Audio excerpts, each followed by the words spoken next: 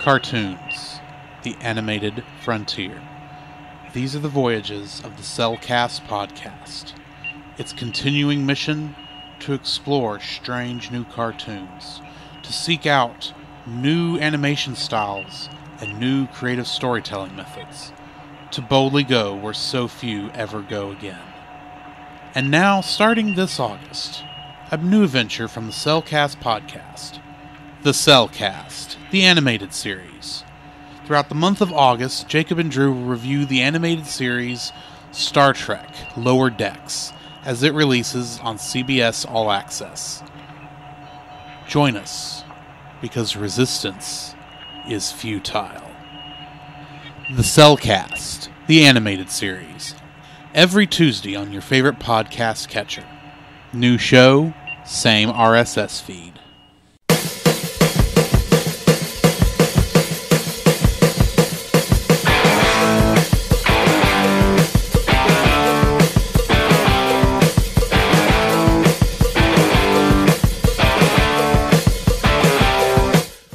Welcome to another episode of The Cellcast. Joining me today is a man who got his name from a cereal box, Jacob. Right on over, okay.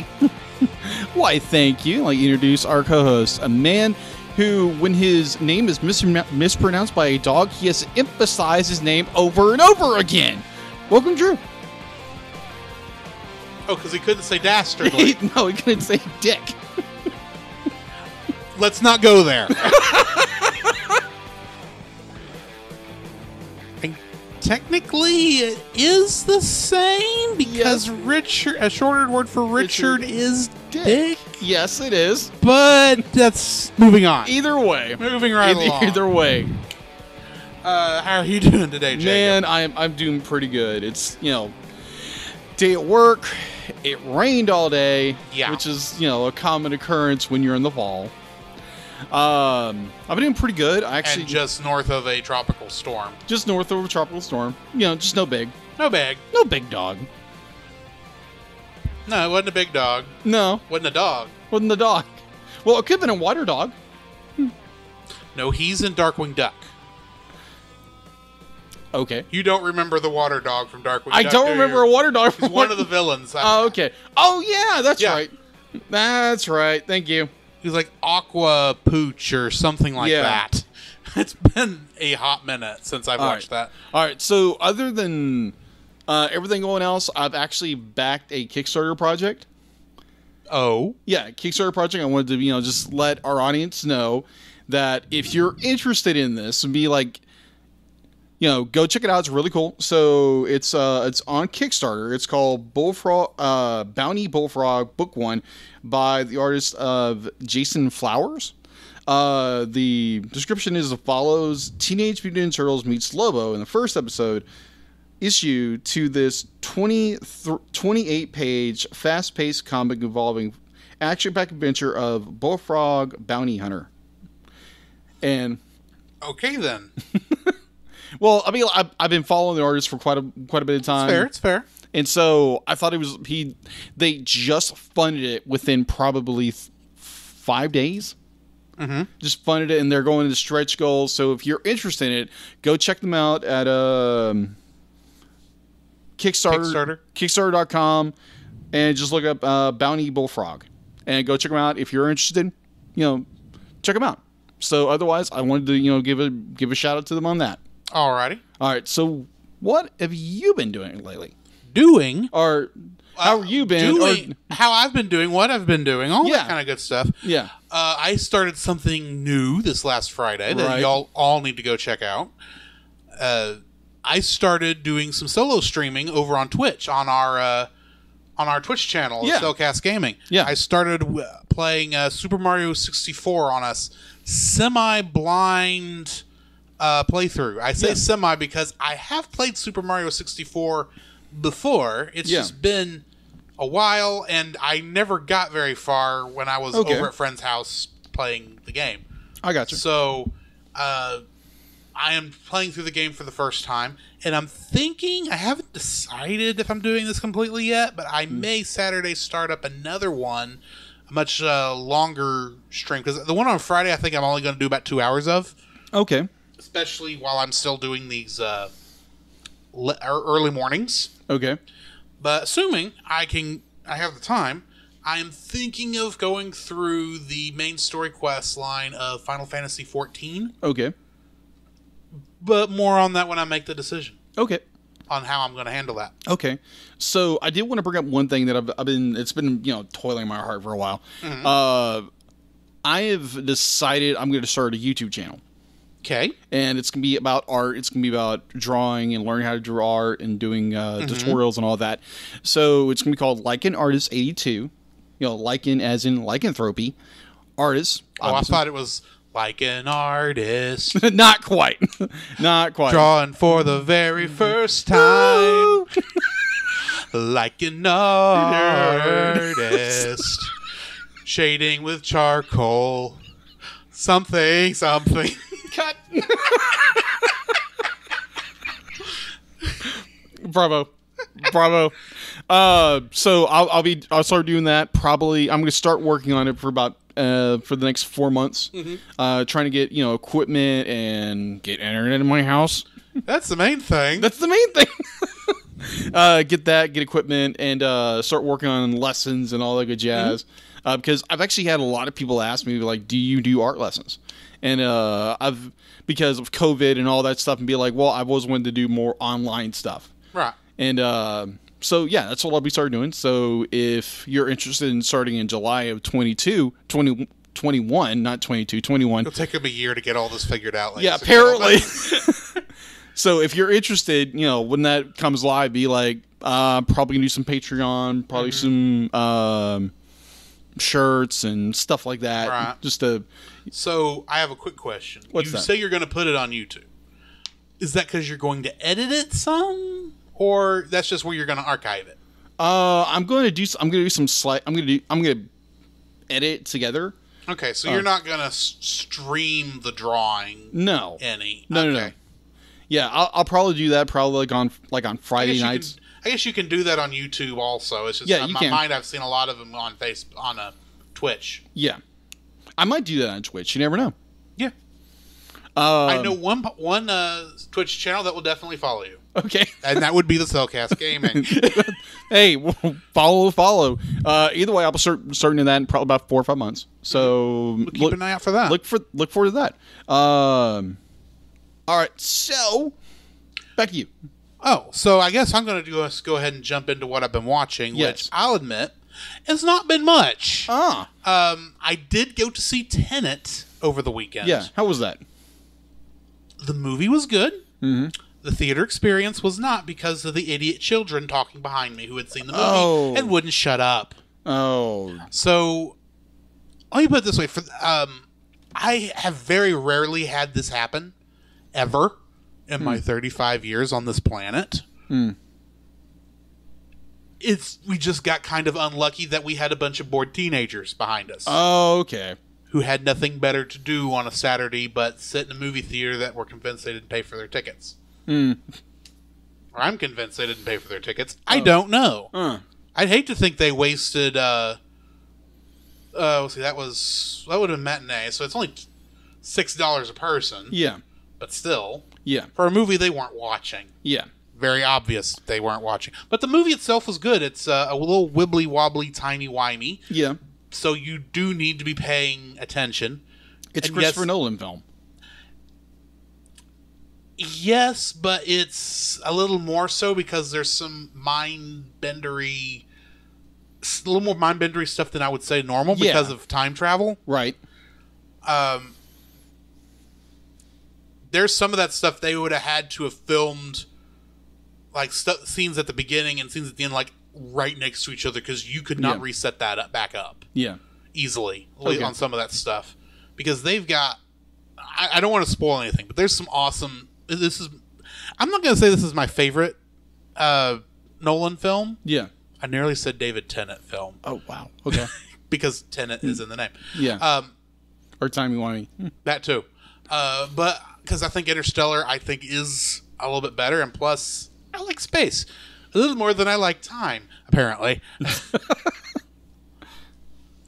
But it was a good movie.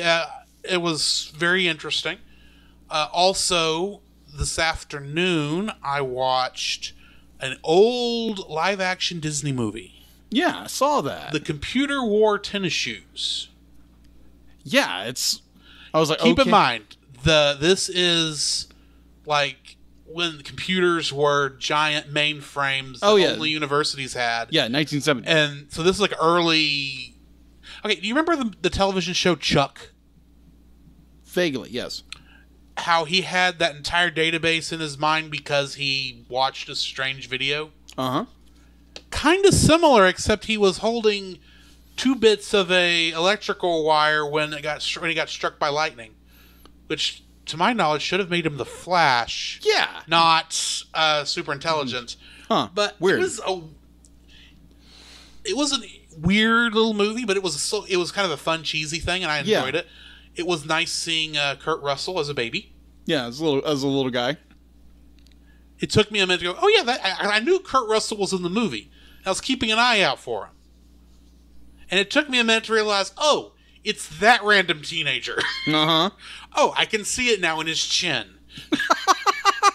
I do have to say, when you mentioned Kurt Russell, this is a joke that goes way back.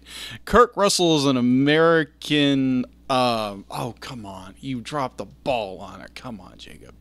And there it rolls. Yeah, there it goes. Roll over, Beethoven. No, Kurt Russell is an American treasure. That's so kind of Nicolas Cage. Apparently. But Nicolas Cage went and stole the Declaration of Independence. So what does that tell you? That is true. Actually, I was watching a documentary over that, or not documentary, but a History Channel piece on it, which is like, what was it, Brad Meltzer's Decoded? That is so fascinating to watch. I love that. So that's what you've been watching, right? Yes. Okay. Pretty much that's all I've gotten a chance to watch outside of Captain Idiot. Okay, yeah, Captain Idiot's always funny.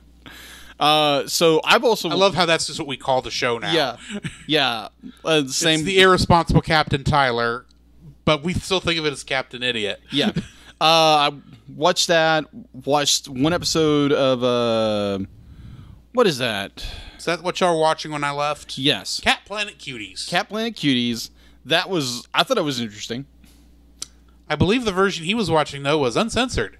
Yeah, that was uncensored. Definitely uncensored. So, yeah, watch the version on Funimation's website. It's cleaned up. Yeah. What was the other one? I'm actually drawing a blank on it. I can't remember what it was. But other like movie-wise, I watched the Death of Superman, which is the newer version, not the older animated one. Yeah. The newest one that leads up to the Reign of Superman. The Reign of the Superman. Watch that. Interesting. It's got some animation flaws. It's a good story. I can't wait to watch Reign of Superman.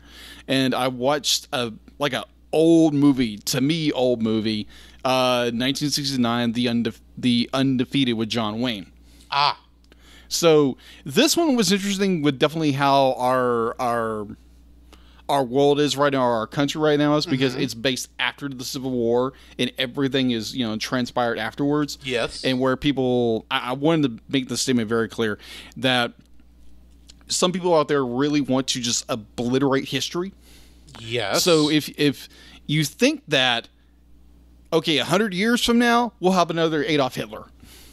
Pretty much. So do not be like, for me, it's like, do not destroy history. Learn from history. Because if we don't learn from history, we are doomed to repeat it. To quote the cliche, yes. Yes, to quote the cliche, which is a very good cliche. Yes. Other than that, I got to watch, also while I was watching the Blu-ray of The Death of Superman, there was 2 episodes of the Legacy of Legion of Superheroes cartoon. And for some reason, they threw Superman into it. Just because apparently you can't do anything DC without Superman or Batman in it. Legion of... Okay, that's... Okay, yeah. I was confusing it there for a short bit with the Justice Society. No, it's... which is... That would actually make sense for Superman or Batman to show up in. But... Yeah. No, they basically use the same idea that, like, Superman dies and he comes back to life. Kind of Such an original idea. Such an original idea. But yeah, I watched that. Apparently it was Brainiac 5, or, spoiler alert, he goes bad. Brainiac going bad. Who didn't see that coming? But other than that, that's what I have watched. I remembered, like you usually do, I remembered something else while you were talking. Yes. I did watch something else Okay. over this week. A certain film involving a giant lizard and a giant insect. Roar. That you wouldn't know because you don't like Godzilla. Or at least not classic Godzilla. Not classic Godzilla. I don't like We'll classic say Godzilla. that. Yes. You can't get over the rubber suits. No, and the old miniatures. The miniatures I'm okay with. Well, the big rubber suits are like, huh? Anyway, I watched Mothra versus Godzilla. Okay. This is the only one of the Godzilla films where the monster Godzilla is fighting is listed first. This is a little interesting bit there. Because technically it also is a sequel to Mothra. It made me want to play Pokemon again. Oh, okay. Because the way Mothra... Spoiler alert, for those of you who have not seen this old movie. The way the Mothra larvas defeat Godzilla... Keyword, two Mothra larvas. Huh. They defeat him by spraying this string out of their mandibles. Okay. And kind of cocooning him in this thing. Which made me realize... Mothra used string shot. It's super effective. I need a Caterpie named Mothra who will turn into a Butterfree. I need this more than... Because I have the... I can't remember what the name of the Pokemon is, but I do have the one that is based on Godzilla, too. Okay. I never realized this is what Caterpie's Butterfree was based on until now. Guys, it looks exactly like the animation. It really does. I'm looking going, they based the animation off this. Mothra uses string shot. I never understood what string shot was before now. I've broken Jacob once again. Okay. Putting a mark. Oh, man. Okay, so... you can't really hear that on the audio. Not really. All you hear is the Muttley. It's a cat, not a dog. Rat, no good. Rat. Okay. So you correlated Godzilla and Pokemon. Well, the thing is, there is already... There's a Gen 3... I think it's either Gen 3 or Gen 4 that is based on Godzilla, officially confirmed by Game Freak. And I do have him, and he is named Godzilla. Roar. So, since I already have the king of the monsters, Right. he needs his queen. Okay. And I need to catch one. And it does need to be a girl. Otherwise it'll be really awkward. Yeah. Either way. So I think it's what we've all been watching. And you're putting this weird correlation between Godzilla and Pokemon. It's not that weird. No, to me it's weird. I can't help it if you can't follow Japanese culture. Sorry. I'm not that educated about Japanese culture. Apparently. Don't like tokusatsu because you can't stand the rubber suits. Again. Okay, moving on. I have no problem with Japanese culture. I love watching anime. I am yanking your tail. Oh, Ray. Right. Boink. Moving right along. What do we got in the news this week, All right, Jacob? actually quite a bit, actually. Let me get to the news. I can drop that. Okay. Picking my nose on a live video stream. That's very smart. Yeah. All right. So, wow. I forget I'm on stream despite the fact I'm looking at myself on stream. Look, there I go. All right, so getting into the news. All right, Netflix and Pearl Studios has unveiled their final trailer for Glenn Keane's highly anticipated CG feature Over the Moon, a beautifully crafted musical fantasy adventure inspired by both Japanese mythology and contemporary life. Synopsis. Fueled with determination and a passion for science, a bright young girl builds a rocket ship to the moon to prove the existence of the legendary moon goddess. There, she ends up on an unexpected quest to discover the whimsical land of fantastical creatures, streaming on October 23rd. All I know is if the end credits music do not include the following song, it will be a waste. Okay. Fly me to the moon. Yeah. And let me bathe among the stars. I completely forgot the lyric there for a second. The whole I'm reason talking about the original one, not the Evangelion nonsense. Since Netflix couldn't get it for that, why would they get it for this? That still annoys me. Shame, Netflix. Shame. The thing is, I don't have the passion for Evangelion that you have, and I'm still pissed. Okay. Understood. All right. Either way, DreamWorks Animation and Universal Pictures have dropped the first official trailer for the long-awaited next evolution of its caveman comedy adventure, The Croods: The New Age. The sequel is set to release November 25th, 2020. Okay. All right. Oh, this is going to be interesting. The first one was interesting. Yeah. I never watched it. It was okay. Okay. I'm not going to say it beat it. It's not DreamWorks' best film, but I wouldn't say it's its worst. Okay. All right. So, following its U.S. digital and on-demand debut on Friday, South Korea fairy tale update Red Shoes and the Seven Dwarfs launches on Blu-ray and DVD on Tuesday, September 22nd from Lionsgate. Is this the one I'm remembering right about that's fat shaming? Yes, pretty much. Sorry. It's I find it a very interesting premise, but okay, why? Okay, here's the thing. It could be in the course of the movie, it might be better than the trailer. Yeah. I'm just having flashbacks to Shallow Hal. Oh, yes. Which, admittedly, Jack Black does not need to be being that crazy about. True. I know a lot of people who enjoy this actress / musician. Apparently, Selena Gomez is checked back into Sony Pictures Animation and for the popular Hotel Transylvania series. She'll also be signing on as exclusive producer for the fourth installment, where she'll be reprising her role as Mavis. Mavis. Yeah, Mavis. The Hotel Transylvania 4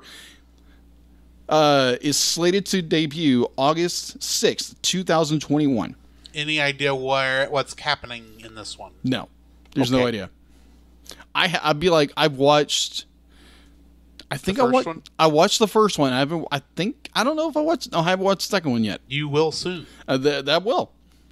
With a certain month coming right around the corner. Indeed. All right. As in next week. All right. So apparently something got loose again. Why did you leave the door unlocked? I don't know.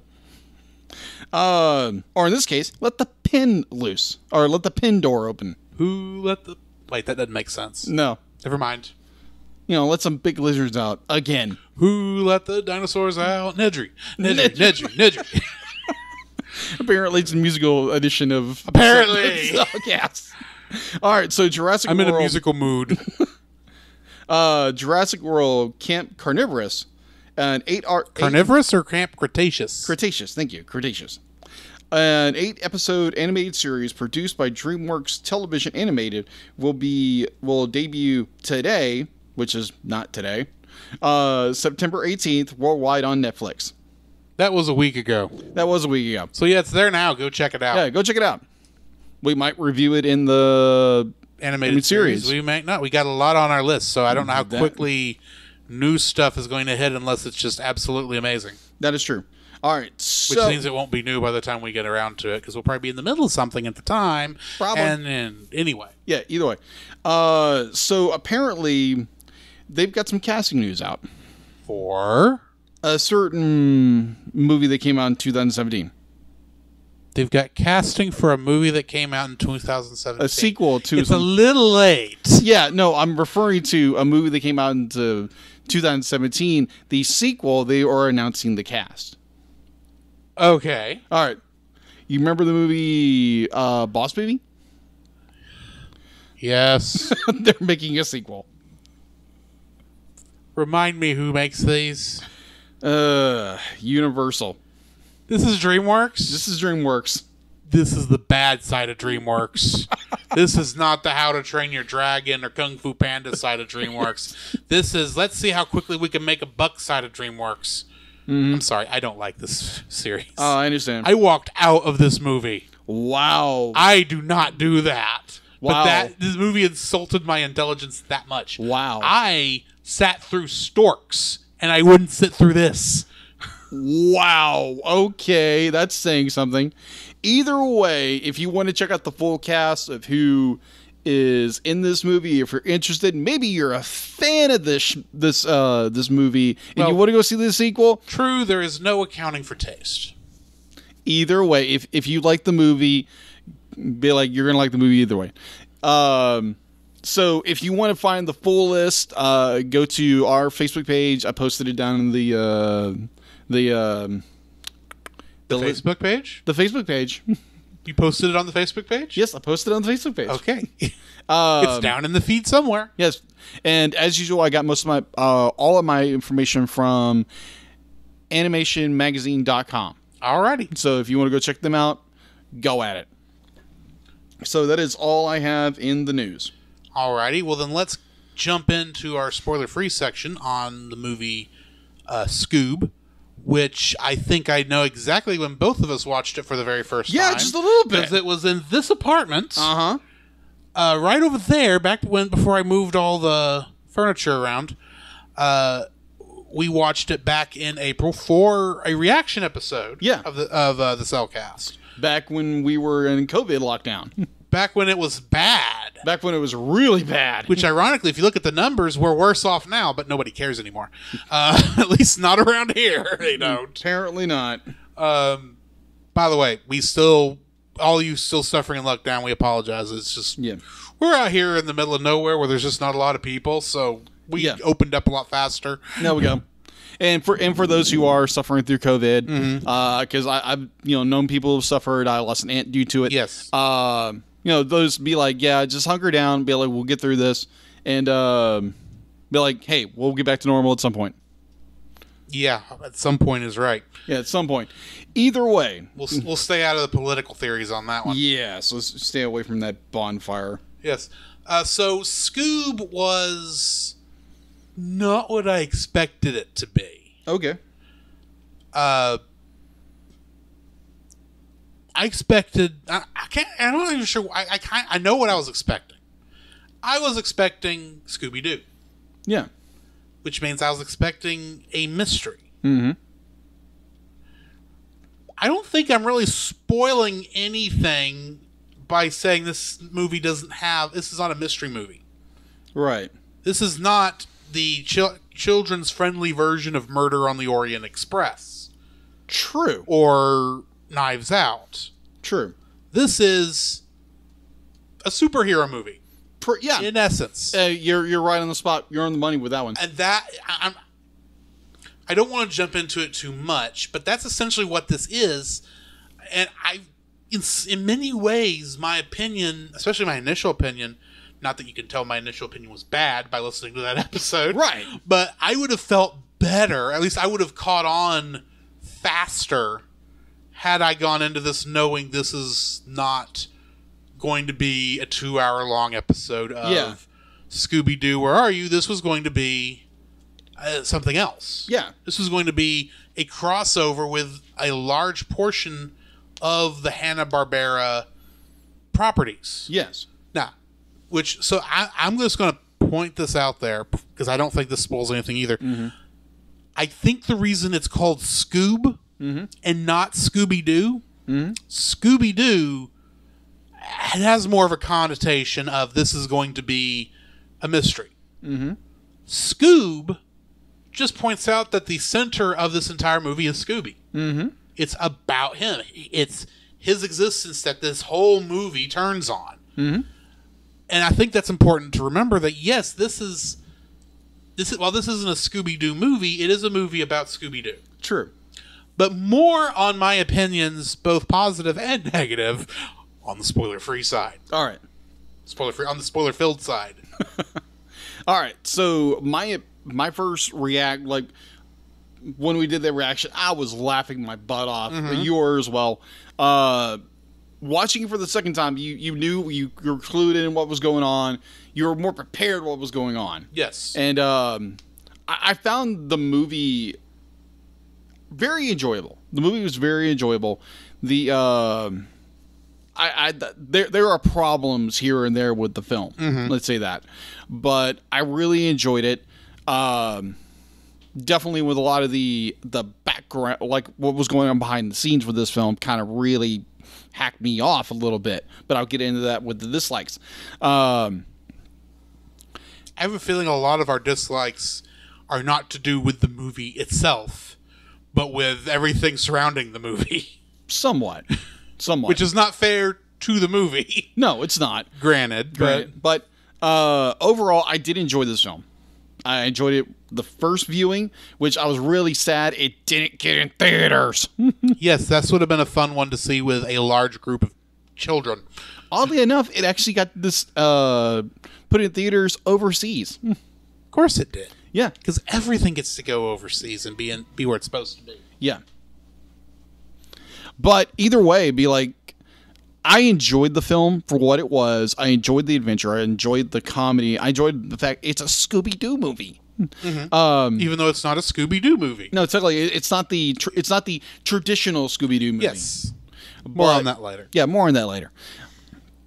Other than that, I enjoyed it. So that is what I've got for spoiler-free for Scoob. Alrighty. Well, let's go ahead and move into our spoiler-filled section so that we don't have to beat around any bushes. Mm-hmm. And hopefully Keith will remember to hit the button for the balloons this time. Yeah. Thanks, Keith. Ray. Wrong? Okay. This progress is a part of Christian Reek Central Network.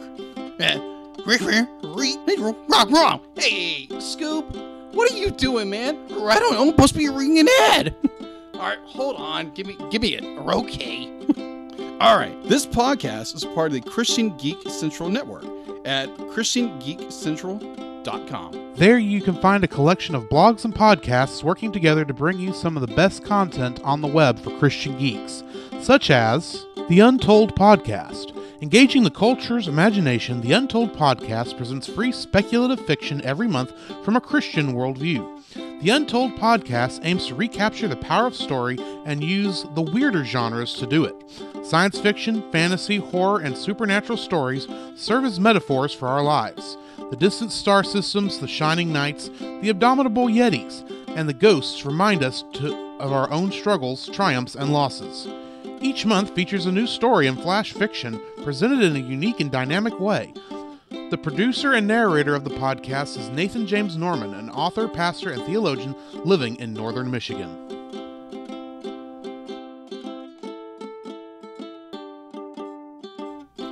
The following is a spoiler-filled review for the movie Scoob. Yeah, really? Really? Yes, Scooby, really. Okay. Listener discretion is advised. Scoob was directed by Tony Cervone, who the only thing I could find that he had directed that I thought was interesting was The Flintstones and WWE Stone Age SmackDown. It was written by Jack Donaldson and Derek Elliott, who were both producers of the movie Norm of the North. Ugh. This was their first writing assignment, by the way. Really? Yeah. Okay. And Matt Lieberman also wrote it. He also wrote The Addams Family and The Christmas Chronicles. Okay.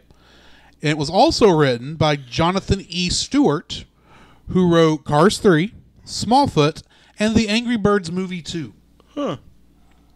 It is, of course, based on the cartoons by William Hanna and Joseph Barbera. And there's the one that surprised me the most. The music was composed by Junkie XL. Really? Yes. He also did the music for Mad Max Fury Road, Alita Battle Angel, and, of course, Batman vs. Superman, Dawn of Justice, and is doing Zack Snyder's Justice League, that 4-part miniseries coming up, which I'm actually looking forward to. Okay. The cast. We've got Will Forte playing Shaggy Rogers. Will Forte was a comedian on the Saturday Night Live. He was also Abraham Lincoln in the Lego movies. And in the television series Gravity Falls, he played Tyler, the cute biker. Okay. I Interesting. think he's the one that's always going, get him, get him. I'll take your word. You don't remember who I'm talking about, do you? No, I do not. Okay, we'll move along. Mark Wahlberg played Blue Falcon. Mm-hmm. He is Cade Yeager in the Michael Bay Transformers movies. And, of course, he was Marky Mark of the Funky Bunch. Mm-hmm. Word.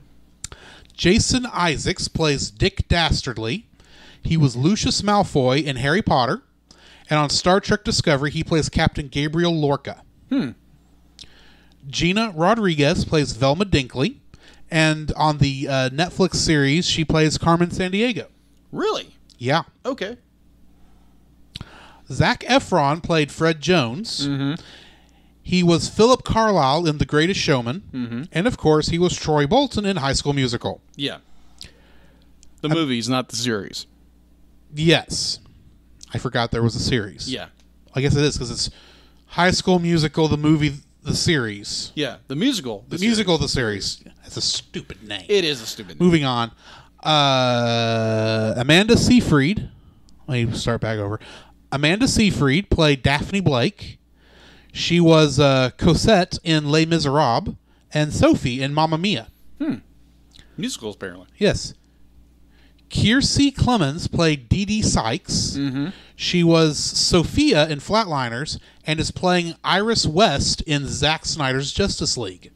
Really? Yeah. Interesting. Ken Jeong is played Dino Mutt. And in Community, he plays Senior Chang. Tracy Morgan plays Captain Caveman. That's a horrible version, but I'm trying not to wake the neighbors. Get the word out. Yes. He played Tracy Jordan in 30 Rock. Right. Billy West is the voice of Muttley. Really? Well, it's him and technically via archive audio, Don Messick. Really? The original Muttley has at least in one scene. I bet you the one it's Don Messick is in the flashback. Okay. Because that would make the most sense. Because they're Yeah. trying to point out maybe Muttley's dead. I don't know. I'm just guessing. Okay. That might be too meta for for this. Yeah, maybe. Okay, but yeah, Billy West played Philip J. Fry and Dr. Zoidberg and many other people in Futurama. Yes. He was also Bugs Bunny and Elmer Fudd in Space Jam. And, of course, our good buddy Frank Welker was the voice of Scooby-Doo and a pterodactyl. And is this also this week's Kingdom Hearts connection? Now, he has already appeared once in a Kingdom Hearts connection. Yes. I found another one because I forgot he was this character. Okay. He plays Experiment 221, codename Sparky, in Kingdom Hearts Birth by Sleep. A Stitch Yes. character? From what I can tell, an original character for Kingdom Hearts. Wow. Okay. Because I can't... I'm sure he's in the TV show somewhere. Yeah. But I couldn't find it. Wow. And I remember correctly, it's a pretty hard fight. Okay. All right. But you fight him in that container where they have Stitch at the beginning of the movie. Okay. After Stitch has escaped. Apparently this is another container that happened to be holding Sparky. Also, in that Kingdom Hearts connection, John DiMaggio was a restaurant owner in this movie. He played the character of Jacoby in Kingdom Hearts 2. Okay. Jim Meisman was the police officer. He played the genie in both Kingdom Hearts 2 and Coded, but not Kingdom Hearts 1. Okay. That was a different person. No, it wasn't. Jim Cummings? No. Frank Walker? No. Robin Williams. It was not Robin Williams in the first one. Oh, okay. I think it actually was Jim Cummings now that you've said that. But anyway, that actually makes more sense than this guy. Anyway. Yeah. And last but not least, in that Kingdom Hearts connection, we've got Fred Tatasciore, who played the Cerberus in this movie. And in Kingdom Hearts Dream Drop Distance, he played both Kevin Flynn and Clue. Okay. In the Tron Legacy world. Oh, okay. I was like, who? You know, Kevin Flynn and Clue from Tron. I've never watched it. I've never watched Tron. I know, I'm ashamed. Coming this February, we're doing Tron. At least that version. Okay. Original version. I was on the fence as to whether or not you could consider it animated. That just flew out the window. Okay, that actually brings... I actually don't know if we're going to do that quickly, but it is now on the short list. That brings me to the end of the cast and crew. What do we got in info and stuff? All right. Oh, wow. Can't believe you've never seen Tron. Actually, I can. A lot of people haven't seen Tron. The only reason I watched it originally was like, oh, this is going to be a world of Kingdom Hearts. I ought to watch this movie. I've heard about it. I've never watched it. Maybe a little obsessed. 10 years just ago. Maybe. All right. So, info and stuff. On IMDb, it has a score of 5.7. On Rotten Tomatoes, this is 48%, and its audience score is 56. Wow, I did not realize it was that in the middle. Yeah. Okay. All right. So, in my typo of writing my notes, I'm gonna read the typo and then say it correctly. Okay. All right. Also in streaming, you can stream it on Hip Max subscription. Hip Max. It's actually HBO Max. HBO Max, which is where I watched it. Yes. All right. You can stream it on Amazon Prime Video for $19.99. Production companies was Warner Animated Group, Real FX Animation Studios, distributed by Warner Bros. Pictures. It was released on March 15th, 2020, only on demand. All right, so going into that history. Before you go too far into this, I want to point out that our good buddy Chase agrees with me that it's horrible that you've not watched Tron. Well, hold on. Scoob's going to say, really screws me. I even watched everything in a row. You were so close to doing the line correctly. I don't think I can do it as Scooby, so bear with me. But excuse me, princess. Okay. Screw me, princess. Moving right along. Okay, I'm leaving most of that in. All right, so to go into a little more of why it was only on demand. Scoob was originally set for September 21st, 2018. I can't believe it was that long ago. It was supposed to come out. Originally set before it was pushed back to March 15, 2020. So it was pushed back 2 years. Yeah. That is insane. All right, so on March 24th, 2020, the film's theatrical release was delayed indefinitely due to the closure, due to that stupid COVID-19 pandemic. Silly COVID. We're just supposed to be out and about, not shut up in our homes. Yeah. Not that I noticed a difference. I still had to work. Yeah, same here.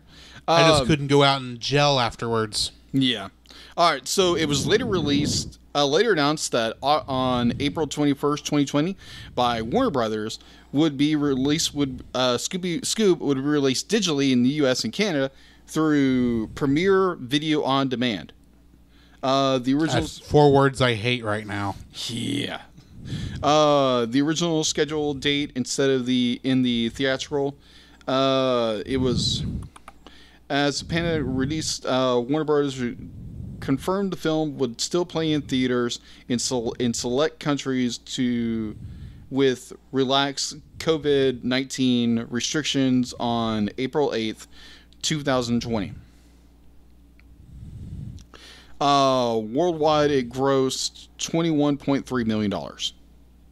Okay. All right. So going into a little more of that box office wise, it was released in theaters July 10th, 2020 in 5 countries. French.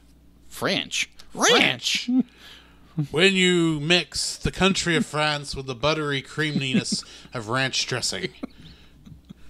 All right. Oh, actually, it's what happens when you combine French dressing and ranch dressing. You get French. Actually, that sounds disgusting.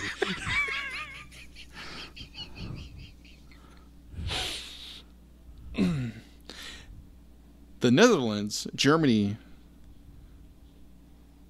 Switzerland, and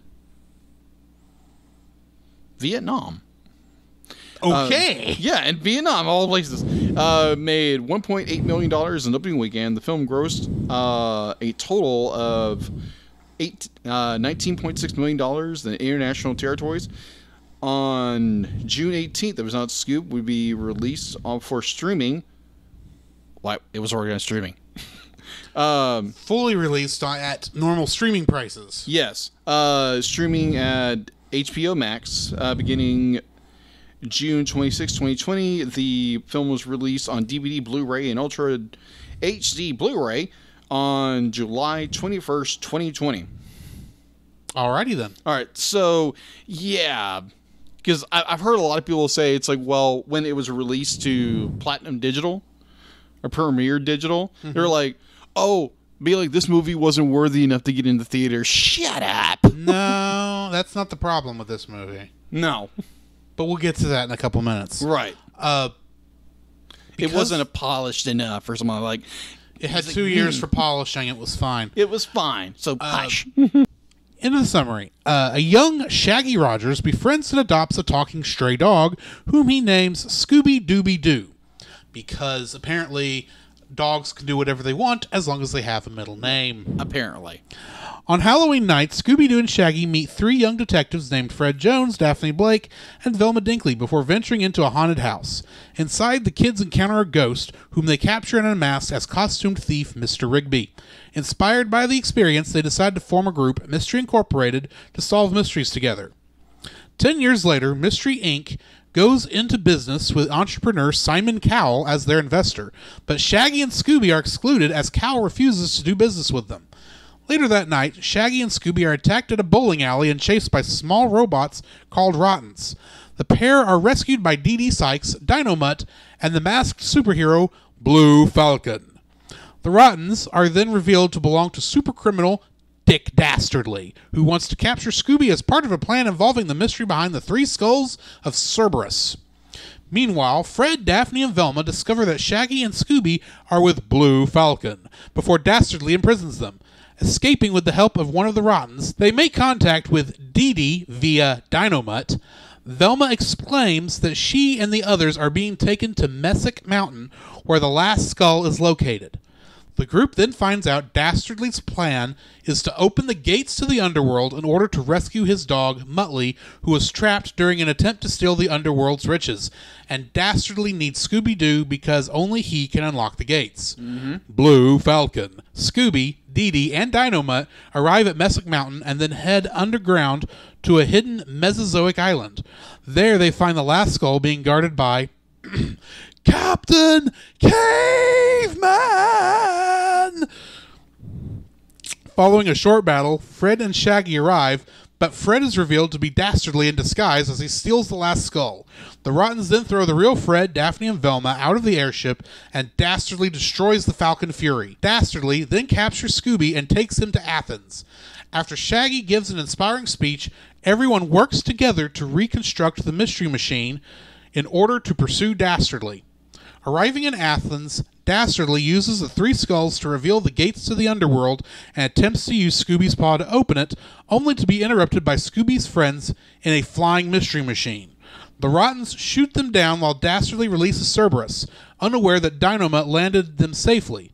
As Scooby, Dastardly, and the civilians flee from the rampaging Cerberus, Scooby runs to the crash site and reunites with his friends, while Dastardly reunites with Muttley in the underworld, and they escape after stealing some of Alexander the Great's treasure. While determining how to capture Cerberus, Velma discovers more of the mystery behind Scooby's ancestry and its connection to the underworld. With help from the Rottens, Mystery Inc. and friends trap Cerberus and put him back in the underworld. However, Shaggy sacrifices himself to lock the gate. The gang realizes that there is another exit which Scooby unlocks, and Shaggy is reunited with them. The Rottens turn on Dastardly and Muttley, who are arrested. Back home at Venice Beach, the gang unveil their new mystery machine headquarters and celebrate with Blue Falcon, Dynamite, and Dee Dee, who in turn give the gang an upgraded mystery machine before heading off to solve another mystery. Because of how my like and my last like and first dislike are going to kind of be connected. Yeah. I'd like you to go first. Okay, well, I did want to bring up a little piece of trivia real fast. Okay, dokie. Okay, so when we meet in the pup named Scooby-Doo section of our movie, I'm calling it. Which is not in Coolsville. It's not in Coolsville at all. Fine. All right, so Although I'm convinced one of those bullies was actually Red Herring. So I did notice one on this last viewing, and it was kind of poignant for our current time right now. All right, so you remember who the characters are dressed as? Yes, Scooby and Shaggy are dressed as Blue Falcon and Dynamite, respectively. Yes. Fred is dressed as a random knight. Daphne is, of course, Wonder Woman. And Velma is dressed as the now late Ruth Bader Ginsburg. Yeah, I'll be like, I watched that and I was like, oh my gosh, that's so like a weird that timing. Weird timing right now. It's so, I was like, wow. Sorry, okay. I said that wrong. The late Justice Ruth Bader Ginsburg. There we go. Thank you. Anyway, I thought that was an interesting point to bring up. All right, so my first like. Now, this is going to be a very unpopular opinion. Very popular opinion, so bear with me. Yeah. I like it that it wasn't a mystery. More on this when we get to my dislikes. The fact that it's more a movie about relationships is a movie that kind of, it steps out of Scooby-Doo's normal pattern. Its normal pattern of being a mystery day in and day out. I like it. They kind of brought in this new fresh thing of, it's more about the relation between Scooby and Shaggy. I do have a slight problem with that in some cases. I'll get to that later.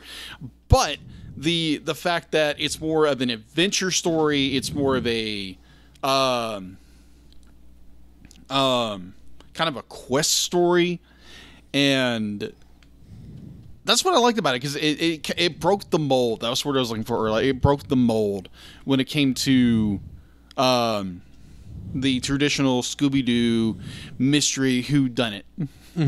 Because we know who did it, just it's not a mystery. We're trying to solve this problem, or trying to prevent the world from going to Hades. Literally. So that is my number. Except it's not called Hades in Greek mythology. No. But underworld. Because Hades is the god of the underworld. He's not even the god of death. But the underworld. C'est la vie. Yeah, c'est la vie. Gay shara shara. Either way, what is your number one? I absolutely love the art style. Agree. In this completely movie. agree. It is essentially the only way you really could translate the old, albeit cheap-ish, let's not say cheap, budget art style, Saturday morning cartoon art style that all of the original Hanna-Barbera cartoons sported in 3D. Yeah. I mean, you can see the lines. They look all the characters look exactly like who they're supposed to look like. Right. but have so much more detail thrown into their looks, it's kind of hard not to appreciate it. Even Dee Sykes, who is the most obscure character they brought into this. Which is from which series? I think it's Jabberjaw of all things. Captain Caveman. Oh, it is Captain Caveman. Yeah. Even she looks like an updated version of her. She even has the afro. It's just been a ponytail. Yeah. Ponytail afro. It's a weird thing.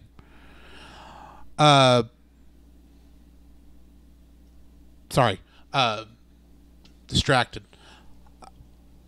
Yeah. I ought to learn. Marking. Just because I'm going to delete this out of the audio. I should know to ignore Chase while we're talking. Love you, Chase, but we do man! love you. We do love you. It's just, that caught me off guard when I looked at it. Sorry. But I love the art style. It's so appropriate. Some of the things do look a little weird, like Captain Caveman's hair. Yeah. All over his body.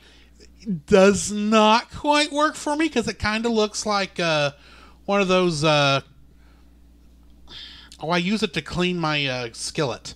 Those little not Scotch pads, but the Scotch.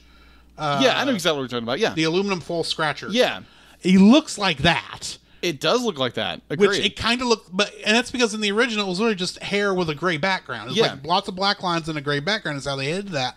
And that is pretty much the only way I can think to realize that in 3D. In 3D, but at the same time, right? It's the only one that's kind of iffy. But everyone else looks exactly correct, and even Simon Cowell looks like how I would expect Hanna and Barbera to have drawn Simon Cowell in that style. Yeah, I agree with you on that. The fact that also this movie does have a celebrity guest in it. Yeah. So it harkens back much like the new Scooby-Doo movies. Yes. So at least there was some thought as to paying tribute to older Scooby-Doo stuff. Yes.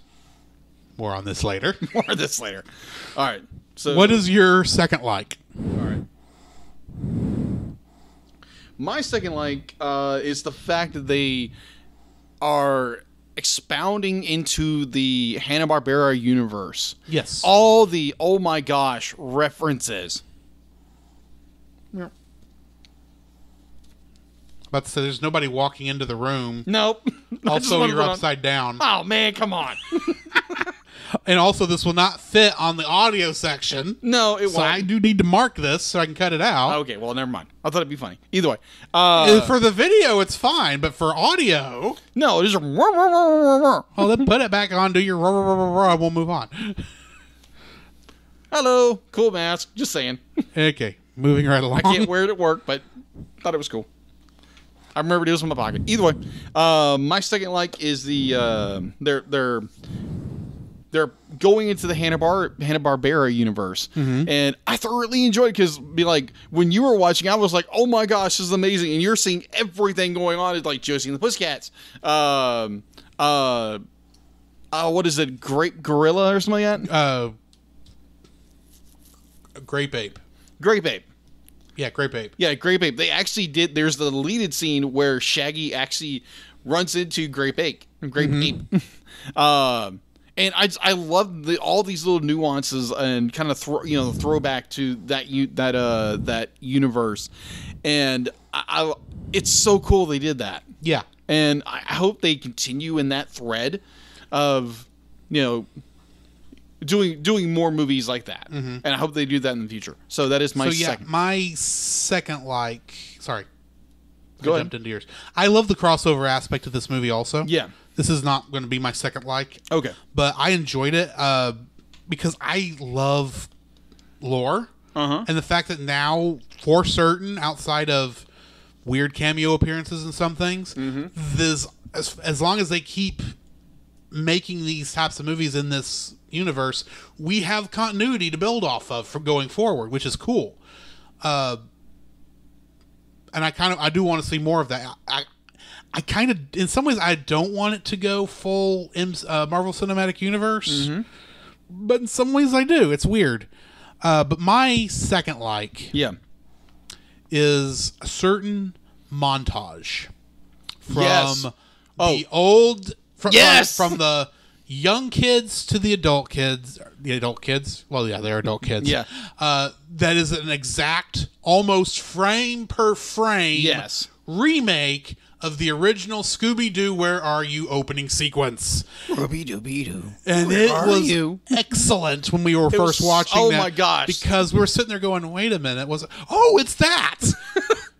Frame per frame. Almost frame per frame. There's a couple little other differences because you got that one shot of Fred on a date night with the Mystery Machine for some reason. Yeah, I'll get into dislikes on that. Yeah, but, that's a weird little aside, but everything else though is spot on, including the weird scenes that only really made sense as a Saturday morning cartoon, but they put it in there. Yeah, and we get to see full 3D versions of all of the classic monsters. Yeah, like is it an alien? Yeah. Skeleton alien. Actually, it was Electric Ghost. That's what it was. It was the Electric Ghost. Got it. We get to see the theme park android, which is the only one that was not a human, did not have a mask in the original show. And then a couple others. It's like, oh, that is so cool. They actually remade those in 3D when they didn't have to. No, they didn't. Because they never show up again. Yeah. And yeah, it was limited animation for what they were showing, but the fact that they actually went to the trouble of making, even if it was a low quality model, only be able to be seen from one side. Yeah. I just thought it fit perfectly. So yeah, that's my second like, is the fact that we have this nice detail that almost nobody else will get, but the fans will get, of this almost frame per frame opening sequence of Scooby-Doo, Where Are You? Even though we don't get to see the bats fly past the screen. No. At the beginning. But anyway. Shit. What is your third like? What is my third like? My third like, I like they diversified the cast just a little bit. They made Velma actually more Hispanic, because you hear her use a little bit of Spanish here and there. They hired a Hispanic actress to play her. That's going to come through. Yeah. They also made her very liberal. Yeah, they did. They actually did. For what that's worth. Yeah, for what it's worth. Hey, you're liberal. You want to be liberal, that's fine. Yeah, at least she stays consistent. Yeah, exactly. I like the idea that they diversified the cast and made Velma Hispanic. I thought that was really cool. Yeah, just I like that aspect. I like that where they changed a few things up, but they didn't like completely. Well, they did in a certain way. I'll get to my dislikes later. But I enjoyed that aspect of it. I was like, on the second viewing, I was like, she spoke Spanish. I was like, she's Spanish. Apparently got some Hispanic heritage. Yeah, exactly. I was like, okay, that's interesting. Not on the side her name came from, but not that I know what Dinkley is. Where Dinkley would come from, ethnicity wise, right? But I thought it was a very unique change to the characters. So bravo on Warner Brothers for doing that.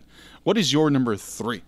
My third like is that this is a crossover movie. Yes, I mentioned that a minute ago, but it's the fact that this does feel like it is the start of a much bigger series of films, and that it's not, while it is a Scooby-Doo movie and is focused on the Scooby Gang, its goal, I think, is more to introduce us to this Hanna-Barbera world than to focus on the Scooby Gang. And let's face it, while I might have been thrown off at first that they revealed Dick Dastardly was the villain 5 minutes after we get attacked. True. It's right on the ball to the point where about the time I recognized Muttley was not there and was asking, where's Muttley? They told me where Muttley was. Yeah. And it's like, oh, you killed Muttley for all I know. Yeah. That takes guts, and most kids wouldn't even know who Muttley was to even feel sad about it. And But at the same time, it's like, you killed Muttley, for all we know, because he's sent to the underworld. Yeah. That means dead in my book in most cases. Yeah. But either way, the fact that you've got... Okay, going in... let me back up a little bit. When I first saw the trailers for this, I had no idea that it was going to be a crossover movie. Yeah. I saw... I think the teaser trailer was just the Shaggy meeting Scooby at the very beginning. Yeah. And then maybe a couple of other shots from later in the movie. The only thing closest to being even showing anything else was when they're in the Falcon Fury at the beginning, and it kind of just looks like an alien spacecraft in that first teaser. And then I didn't watch any other trailer because I was sold. I was just waiting for the movie to come out at that point. But right before it came out, I started seeing, the movie poster and a couple other things. And I could obviously see right there Blue Falcon. Yeah. It's like, so Blue Falcon is in this movie, and some random woman, I have no idea who she is. Yeah. And they're important enough to the story to be on the movie poster. Yeah. Along with the Scooby Gang. Yeah. Oh, Blue Falcon must be the closest thing they can probably do to a celebrity guest appearance. That's what this is. Yeah. I'll go with it. And then we get in there, and it's like, oh, Simon Cowell's here. Okay. Interesting. Mm-hmm. And then they get picked up by by Falcon Fury. I'm going, okay. So they're involved. They're just not, the special guests. They're actually going to have a pretty big thing. And then 5 minutes later, they tell us Dick Dastardly is the one who tried to kidnap you. And it's like, and there was a break in my head when that happened. Because it's like, hang on, you just told us who the villain was. And it's Dick Dastardly? I didn't even know he and Scooby-Doo were in the same universe. He's from Wacky Races and the Yogi Bear Arc show. Uh-huh. And a couple other things. But he's, for the most part, Wacky Races. That's what I know he's from. This is more than just a Blue Falcon appearance, isn't it? And it is. And I remember thinking, this is a cool concept. And it's about the time where it was a weird feeling. Because like I said, I was disappointed that we already knew who the villain was. Yeah. And at the same time, overjoyed. It's like, we're doing something cool with the property. Yeah, exactly. Which brings me into my first dislike. All right, so before you get into dislike, I wanted to bring up one little bonus that I brought up. You're messing up my transition. I know, but I'm also kind of bouncing into your third a little bit. All right, so the bonus I wanted to throw in there was the fact that you had Dick Dastardly and Muttley in this movie, and it was more of Dick Dastardly, he's doing Dick Dastardly things, but he's doing it to save his best friend, Muttley. He's doing everything he can to save Muttley. Because he's going into the underworld just to get Muttley. And those guys hated each other the entire time. But apparently... Well, they never hated each other. It's very obvious from the beginning it was a love-hate relationship. Yeah, it's a love-hate relationship. But I love that part of the story. It's just like, I'm trying to get my best friend back. I don't care what I have to do. And plus the treasure is a cool bonus. I want my friend back. Either way, what is your first dislike? Fair enough. My first dislike is actually that it's a crossover movie. Ow, okay. That's the thing, is the fact that it's a crossover movie is both the greatest thing that could have happened to this, and it's the thing I kind of wish what didn't happen. It's a double-edged sword in many ways. Okay.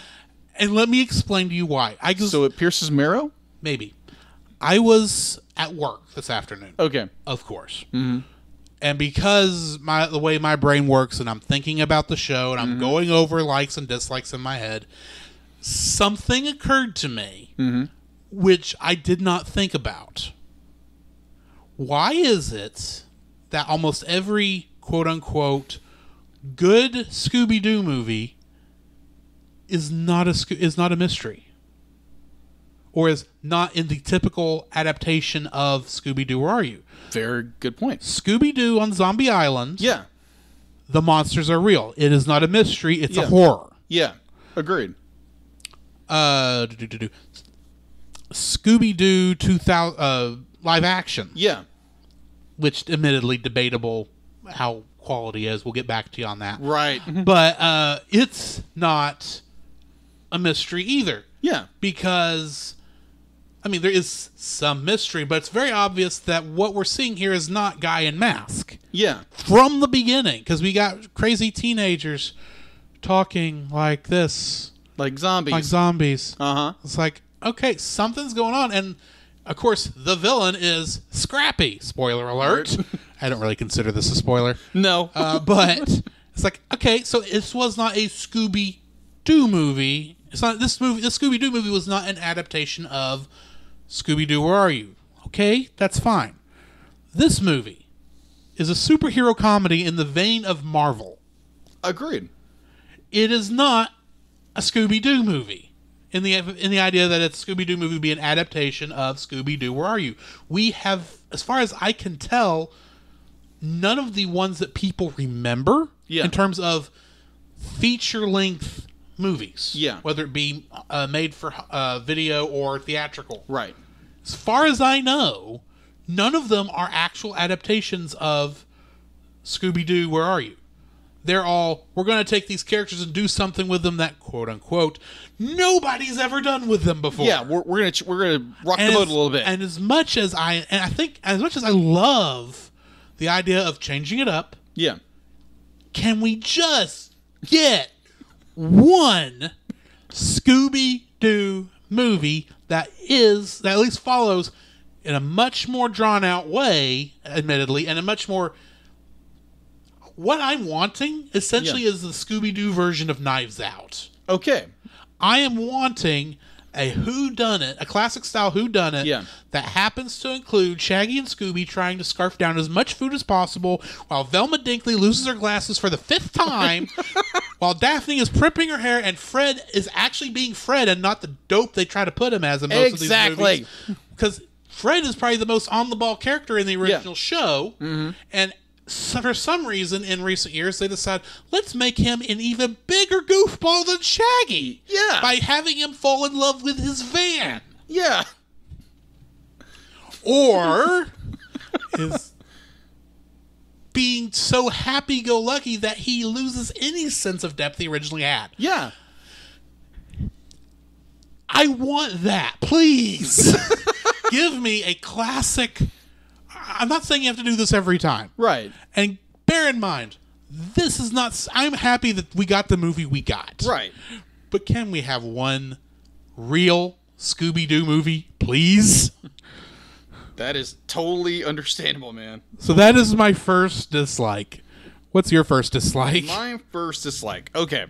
So when this movie was announced, like, we didn't know because obviously we have the original, the animated cast. You know, Frank Welker is Scooby-Doo and Shaggy and Fred. Yes. And so, except he's not playing Fred in this. No, which is the either way. We'll get to that in a minute because I'm sure I know what one of your dislikes is. Yeah, I'm coming up to my dislikes. I'm wondering if this is the dislike I think it is. Yeah.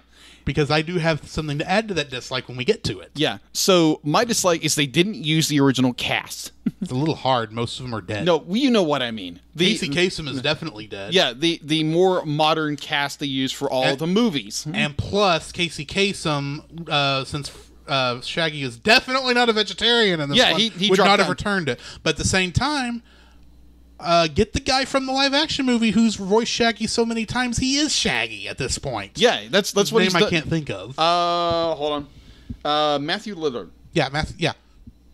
Yeah, Matthew Lillard. The funny thing was like he'd be like the original, the modern cast didn't know. They'd be like they knew a movie was coming up, and then they heard the announcement on Twitter and that they weren't getting the roles. And the only one who got the role was Frank Welker. Is Frank Welker's performance of Scooby-Doo on your list somewhere? Specifically? Before I get into this? No, it's not actually. Okay, then I want to jump in on this right quick. Go for it. This is not Frank Welker's first job as Scooby-Doo. No, it's not. He's done Scooby-Doo pretty much ever since the original guy passed. Well, technically not because... there's a couple of times where it's not him. Yeah, it's not him. It's not him in the live-action movies either. No, he started doing Scooby A couple of years ago, actually. It was probably less than 10 years. But he's played Scooby-Doo Yeah. enough times that he probably he knows the character pretty well. Yeah. And what little I've seen of Scooby-Doo in those other instances, it's very much in line with the Scooby-Doo we know. Yeah. And then there's this movie. Yeah. Last week, when we were talking about this, Right. Sometime within the last week, you Right. had mentioned you did not really like Frank Welker's performance of Scooby-Doo. You said it was weird. Yeah, it is a little bit odd. I would agree with you. It is a little bit odd. And when you said that, it caught something in my mind. Because it didn't occur to me his performance was weird before. Right. So when I was watching this, I was thinking, okay, I got to see what Jacob thought was weird about Yeah. Frank Welker's performance in this. And I caught it in the first sentence that Scooby-Doo said. Right. Do you know what's weird about his performance? What's that? He talks too much. He does talk too much. That's the problem. He is talking in complete sentences. Exactly. It never occurred to me before that almost every other version of Scooby-Doo, he says a couple short sentences, repeats what everybody else says. Yeah. Says Scooby Snacks and Scooby Dooby Doo, and that is it. Yeah, he never says Scooby Doo Doo Scooby Dooby Doo. Yeah, he never says it. Right. He has long, heartfelt conversation with Shaggy in the Scooby Doo voice, and you're sitting there going, "This is weird." It is weird because you shouldn't. Scooby Doo isn't a very intelligent dog. But he's always been an intelligent dog. Yeah, exactly. He's never spoke in this long and complete sentences before. Most of his acting has been visual for as long as I can remember. And then the first time he shows up in this, the first sentence out of his mouth is about 10 times longer than anything Scooby-Doo's ever said before. Exactly. And that's what's weird. Mm-hmm. And I do not blame Frank Welker for this. No. He did what he could with the script he was given.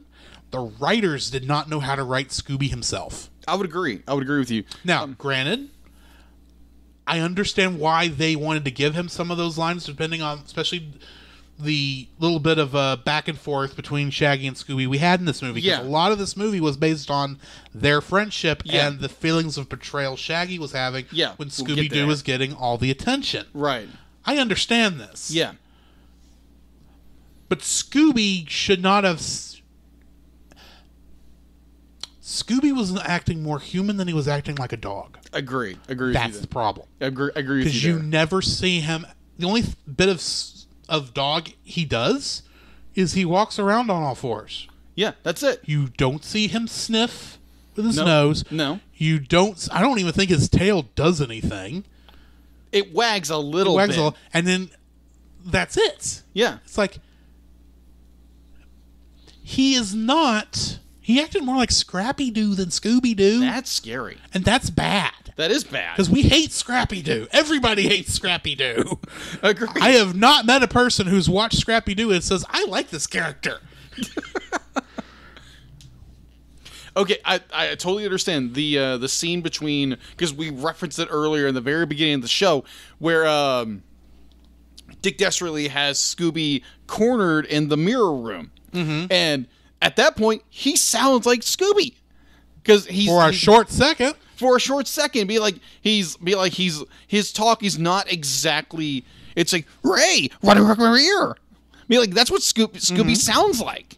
Yeah. Be like, you could understand him to a point. You cannot fully understand him. Because you have people throughout like the entire gamut of the Scooby-Doo universe be like, what did he say?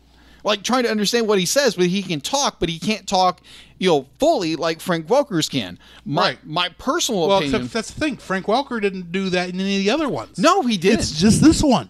Yeah. Which is a weird choice. Well, technically more on, because I think it's and a few others, he does the same voice, but Scooby is not as talkative. Right, because those writers knew how to write Scooby. Yeah. These writers didn't. Yeah. They wrote him like he was an anthropomorphic dog. Yeah. And then gave the script to Frank Welker, and I can just imagine how big Frank Welker's eyes got when he saw how much lines he actually Dialogue. had. It's like, I don't think I can say all this in Scooby's voice, and yet he somehow does pull it off. Well, it is Frank Welker. And it's if you had not pointed it out to me that it was an issue, I will say I didn't notice it the first time. And I only noticed it this time because I was looking for it. So maybe it works on a level. Yeah. But it's a different Scooby than we've ever gotten before. Yeah. And whether it works or not is going to be up to personal taste. Yeah. So one of the big problems I have with Frank Welker's Scooby, because there again I do Scooby-Doo voice very well, because Frank Welker does more of a, let me see if I can get it right. Raggy really does this very high pitched Scooby, like Raggy. One of those, something along the pup named Scooby-Doo level. Something like that, but not in that same vein. Be like he's a lot more his vocabulary is very cranked up, so it's not as dog-like. Be like there's a little bit where you have Neil Fanning, who did the voice for the 2 live actions, where everything was a rolling R. Yeah, it was just, and so it was fun to listen to because he sounded like Scooby. So when I heard this, I was like, man, I'm really missing the other guy right now. But Frank Welker does a good job for what he is given, but I really wish they would kind of crank it back to the original Scooby. Plus, let's be honest, this is probably the first time his name has been in the starring credits since Transformers the movie. Possibly. I have to look into that. But it's weird how it stands out because you see all these other people in there. It's like, oh, famous guy, famous girl, famous girl. Frank Welker, who's only famous to animation nerds. Yeah, that was weird. It is a weird look. It's like, okay. I was very surprised to keep. Don't get me wrong. I like Frank Welker. He's one of my favorite voice actors because he can do so many voices. Yeah, I was so surprised. Sorry if I cut you off. No, you're fine. I was so very surprised that they kept Frank Welker because I thought they would have gone with some like big celebrity to do Scooby-Doo's voice, which would have probably drove me nuts. But Scooby-Doo's voice is different. You have to at least be within a certain range. Exactly. I don't think most people could pull off that range because you do kind of have to have a rough bark like thing to your voice, which Frank Welker does pull off, even if he's not the best at it. Yeah. But, I mean, who would you cast as Scooby-Doo that's a popular actor? Right. I can't think of anybody. Me either. So, yeah, Frank Welker was probably just... I bet you they looked. They tried to think about it and says, really, Frank Welker's the best guy. Let's just give him. Probably. There again, Frank Welker... Or either that or Frank Welker is under contract to always be Scooby-Doo for a certain number of movies, and this just happened to fit in that. Yeah, that's true. Unlike every other voice actor, apparently. Yeah, that was aggravating. But there again, Frank Welker is an amazing voice actor, and he did a phenomenal job for the script he had and the Scooby he does. It's just more, I wish they would have gone back to more Scooby roots of where he was, his R's were there and he wasn't as intelligible, and he didn't have all, like you said, all these, exposition dumps. Yeah. So, my second dislike, since I haven't actually said it yet. Okay. Because while that was a problem, I knew that was going to be one of yours. That's why I injected it there. My second dislike, I don't like how they portray Fred. Same here. Fred is one of those characters I think most modern writers, and by modern writers I mean anyone after Scooby-Doo, Where Are You, in the new Scooby-Doo movies, they don't know what to do with him. Yeah. Because he is the most straight-laced, just the business type character. He's probably the most boring character in the show, frankly. Which is why they always try to give him some little quirk, like in this one apparently being in love with his van. Yeah. Which I think is also true in the movie, in the live-action movies. No, he's not. He's not. There's another one where he's in love with the van. Well, they act like it's a love affair with the van. In the live-action movies with Freddie Prinze Jr., he's more in love with himself. True. Which is not Fred. No, I'm it's sorry. not. It's not Fred. Fred. I mean, there is a reason that there's. I don't remember where it was, but it was it was something I saw on television or on YouTube or something where it showed every single one of the characters giving their catchphrase. Yeah. And when it got to the first, says, man, I still don't have a catchphrase. It's like, that's him. Yeah. That is Fred. Fred is the kind of person who would never come up with a catchphrase. Right. His job on the show was to keep the story going by stating the obvious. That's why when you get to Scooby-Doo, a pup named Scooby-Doo, they mature that to the fact that he is convinced everything is Red Herring's fault. Yeah. Because he doesn't like Red Herring, probably because Red Herring is his bully. Yeah. Not that they ever really show that, but it's very obviously is. Right. And they don't know what to do with him, and he's just... And this one, they just make him stupid. Agreed, they do. Granted, when the Mystery Machine is destroyed in Athens... Oh, gosh, that's... And he he takes the spare tire cover and holds it like a shield without another weapon, I might add. Yeah. Which was a mistake. It's like, that is kind of a cool thing, and for this version of Fred, that is an awesome sight. Yeah. I still hate this. Yeah, agreed. So that's your number two. That's my number two. I just don't like how they handled Fred. Yeah, I'm in the exact same boat with you. My number two is how I described it was the stupefying of Fred Jones. Mm-hmm. They literally boil him down to he's a dumb jock. Yeah, doesn't know it, can't do a thing except he loves his car. Mm-hmm. He loves the Mystery Machine. He is a dumber version of Brock from Pokemon. There we go. Because let's face it, he was hitting on that policewoman who pulled him over. That actually happened to be Dick Dastardly. Yeah. I did like that part. That was funny. Yeah. But it didn't occur to me until that point. It's like, you're just Brock. That's all you are in this movie. Yeah. Except you're stupider than Brock is. Yeah. Because at least Brock could handle himself in a battle. Yeah. Fred, on the other hand, can't. It's so sad they basically devolved Fred Jones's character into a meathead.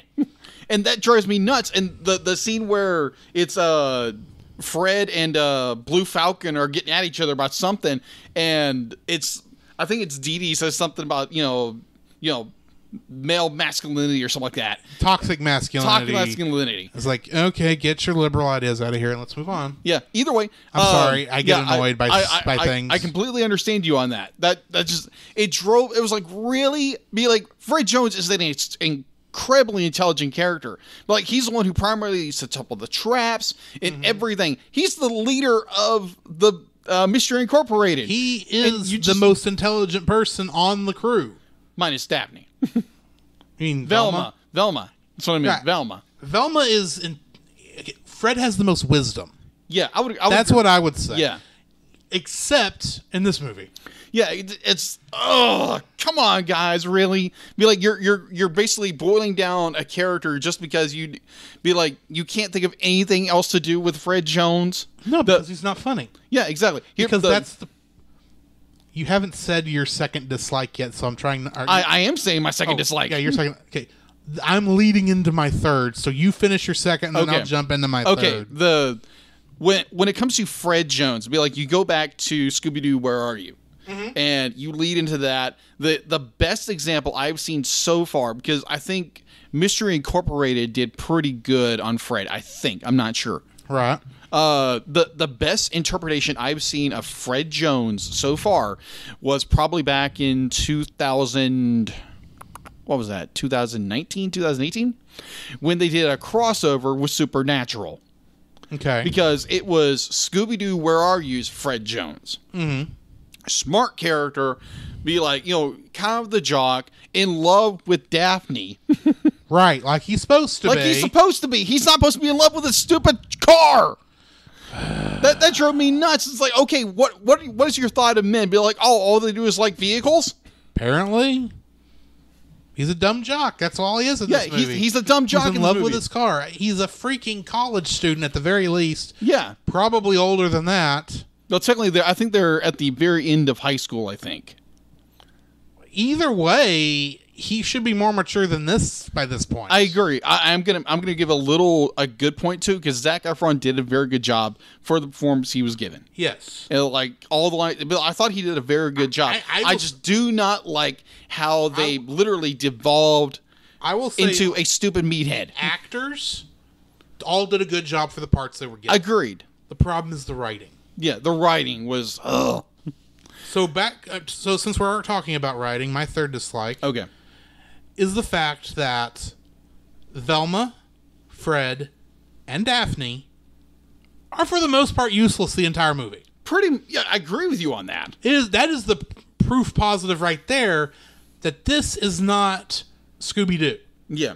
It's a movie about Scooby. Yeah. Because our Scooby-Doo's in it. Team A is Scooby, Shaggy, Blue Falcon, Dynama, and Dee Dee. Yeah. The rest of the Scooby gang, they're off doing their own thing trying to catch up, but they're almost not involved. The only reason they keep up is because Dick Dastardly keeps kidnapping them. Yeah. Now, here's the thing. You want to have a movie with just the A-story crew. Right. That's fine. I'm fine with that. Don't even bring them up. Bring the rest of the Scooby gang up. Because the minute you bring the rest of the Scooby gang up, here's the thing. There's a reason Scooby gang is generally used as a reference for a group of people who are a good team. Yeah. Because they were a good team. Yeah. You separated the team for no good reason. And the only way you showed, and the only reason you did, was to show why the team worked as a group, but you never got to see the team work as a group. Agreed. Not even at the end do we get to see this, because for the most part, they're all, in that last battle, they're all separated across that battlefield. They're not working together. No. The only time you get work together is when one of them says, "Hey, Scooby, don't go touch that, or you and Shaggy are gonna get split. You're not gonna be able to stay together anymore." That's most they work as a team. Yeah, I would agree with you. Because Scooby and Shaggy are being Scooby and Shaggy. They're not working with the team like they usually do. Yeah. Now, admittedly, Scooby and Shaggy, and as part of that team, their job is to be the distraction. Yeah. That is their job in so many ways. Now, I will say, Simon Cowell did get a lot right. Yeah.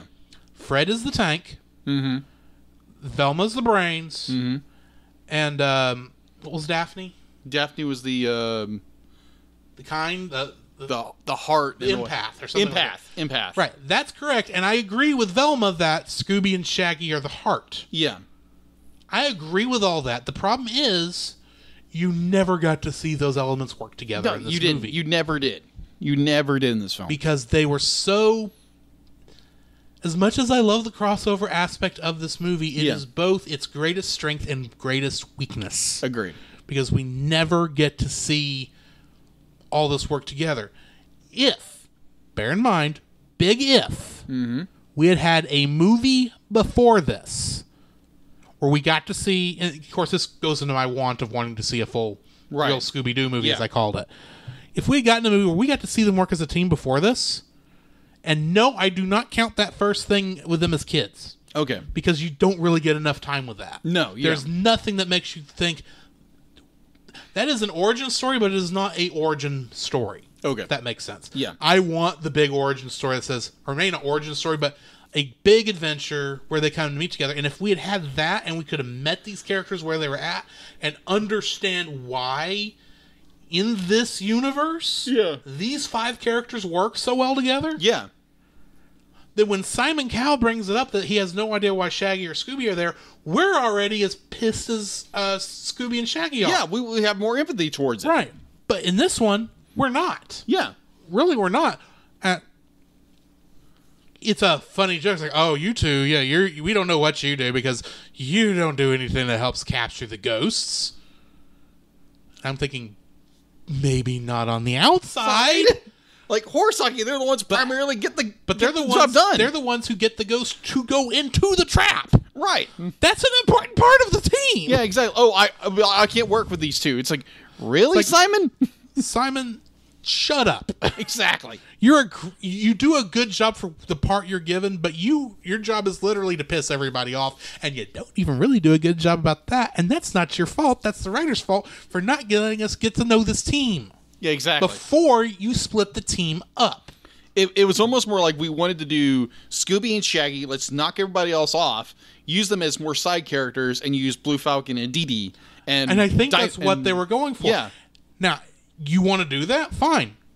Just say that Scooby and Shaggy are at the bowling alley. Yeah. Their friends, Daphne, Fred, and Velma, they're off taking care of something that did not involve Shaggy or Scooby. Shaggy and Scooby did stuff without the team after Scooby-Doo Where Are You? It is well within the formula for Scooby-Doo. That generally, when that happens, they also had Scrappy-Doo with them, but you can write around no Scrappy-Doo. Yeah, no Scrappy. Please, no Scrappy. But it is well within their capabilities of doing that.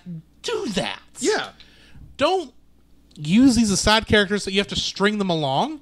You could have told the same story without them and given more time for us to get to know Shaggy and Scooby, plus see what Blue Falcon's deal is about trying to live up to his father without really knowing how to. Yeah. Plus dealing with Dee Dee's business deal of being with a boss that she actively hates, and Dino Mutt feeling like he's wasting his time with this goofball. Yeah. You could have actually given a better story if we didn't have those three. Yeah.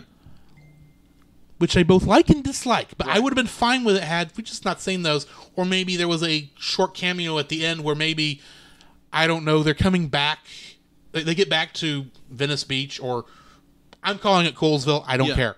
Yeah. And then have to, oh, hey, we missed y'all guys. We were off, I don't know, talking with the monkeys over there. And by the monkeys, I mean the band. Yeah.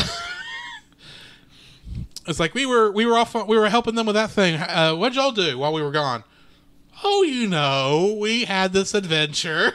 Yeah. That would have been fine. That would have been. That would have been a much better handle of the characters, and then maybe later on you could get the full group thing. But I feel like those three are wasted. Yeah. In this movie. I agree with you on that. So yeah, that's my third dislike. What's your third dislike? My third dislike is the... Oh my gosh. Okay, so where Scooby is getting his superhero suit, and he has to remove the collar. And so going back in earlier in the show, earlier in the movie, it's like, I'll never take this off. And so Scooby looks at Shaggy. Still more words than Scooby-Doo has ever said before. Exactly. Scooby looks at Shaggy. Shaggy nods, agreeing with it. They take the collar off, and there's a lot of inconsistency. Is the collar snapped? Is it part together? Because at one point, when the collar comes off, it's intact. When it's coming across in that straight, it's separated. Yeah. What's the deal? But either way, so when it's separated, he gets his new collar, new gigs, and then Shaggy, for some idiotic reason, brings up the fact that Scooby took off his collar. Be like, you said you never take it off. You agreed to it, you moron. Okay. I see where you're going with this, but I have to point out something. Has something ever, however small, right, that somebody did that you know was both a big thing, but y'all exclusively agreed to it. Agreed. And yet it still bugged you that they went ahead and did it. Because I would agree with you on that. And Shaggy focused on this little aspect. Oh yeah. And that's really, one of the problems. In reality, when you get to that argument scene, the fact that he took the collar off was not the problem.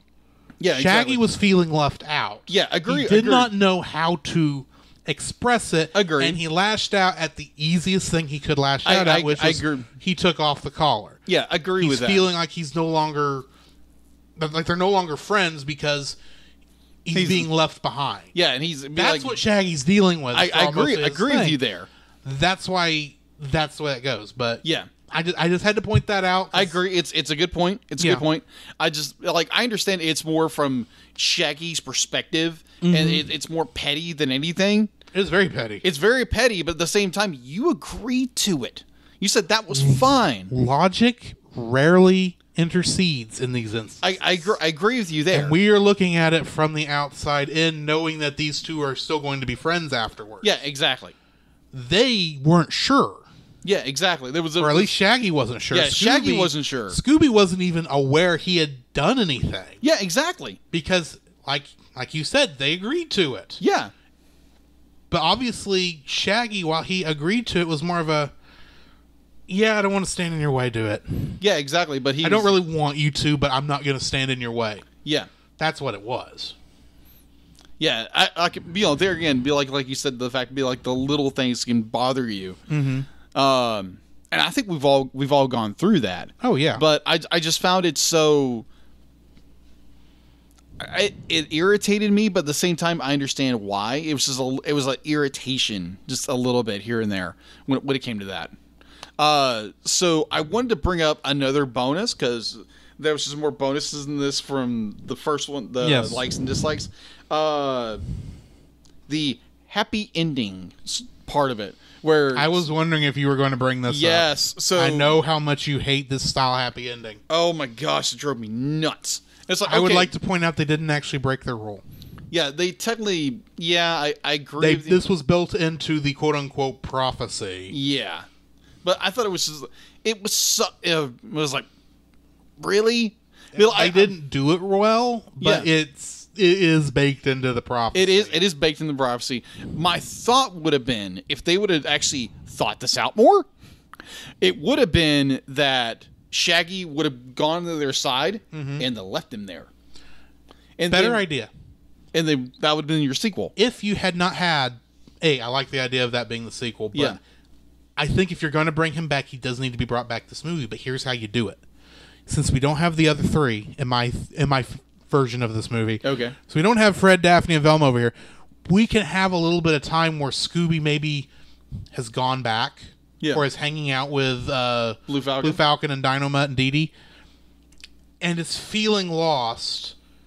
And perhaps Dee Dee happens to give it another look a month or so down the line. Obviously, don't give a direct line how much time has passed, but give an idea as to some time has passed. They've read it and thought, wait a minute, this is what this actually says. Scooby, I've got some good news. I don't want to get your hopes up, but if we go back and we do this thing, we might get Shaggy back. Yeah. Because that way, along with us getting our heartfelt sacrifice by Shaggy, which is done very well. Yeah, it is. You don't get it immediately cheapened. Yeah, exactly. You get, at the same time, the heartfelt, oh, we've got hope. This is going to work. This might work. Yeah. And, oh, you don't show if it works. Okay. You do like in Monsters, or you do like in Monsters Incorporated, where the camera maybe is showing Scooby and we see a light, but we don't know. As soon as this door opens and all we see is the light spilling through, the movie ends. Or we get a slight silhouette of someone walking through. We don't know who's walking through. Right, because it would not be an obvious silhouette. It would just be a generic one. Yeah. That would have worked so much better. That would have been now, granted, that would not have worked with the test groups, probably. No. Because I have a feeling it got fast-forwarded this much because the test group says, oh, but we don't want to see them separated. They're Shaggy and Scooby. They're supposed to be friends. Why would Dick Dastardly get his friend back, but not Shaggy, not Scooby? Ugh. I understand where the thought process comes from. Cheap happy endings. Well, and that's why I'm thinking you do like Monsters Incorporated, where you have the sacrifice. Yeah, exactly. You give time where you can tell this has deeply affected the character. Exactly. And then at the very end, you bring them back. Uh-huh. And you get this nice, yes, they brought it back, and the credits are going. Yeah. That's how you do this happy ending. Exactly. You do not give them the happy ending, and then we're going to go back to Coolsville and do the stupid dance scene that doesn't add anything to the story. Yeah, that's... Except give us a nice little shout out to Johnny Quest, because Velma's using a Johnny Quest computer. Yeah, that's true. Or a computer with the Johnny Quest logo on it. Right. Where the Apple would have been on an Apple computer. Right. Anyway. Wow, this has been a very interesting review. I had a feeling it would be. Yeah. Because I remembered how our reaction was and how, now that we were seeing it a second time through fresh eyes, we were going to re-look at it and we'd have different thoughts. Oh, yeah. That does bring us, though, to the end Yes, it does. of our review. So we need to rate it. Okay. Jacob, you are the biggest Scooby-Doo fan I know. Yeah, really? Yes. So I'm going to give you the honor of going first. Oh, my gosh. Okay, so I really didn't know where to rate this film. I didn't. You know, from the first reaction, I loved it.